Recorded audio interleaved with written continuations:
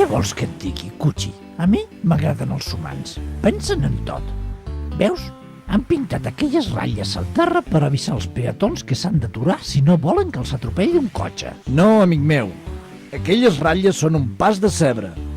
Les han posat perquè els cotxes s'aturin obligatòriament per deixar passar les persones. I per què no ho fan? No ho sé. Els humans són una espècie molt contradictòria. Es busquen treball per viure i acaben vivint per treballar. Fan els cotxes per servir a les persones i al final són les persones les esclaves del cotxe. Guaita, s'ha aturat un cotxe.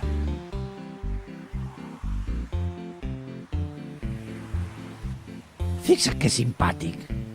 L'avi dona les gràcies pel gest del conductor. Tens raó.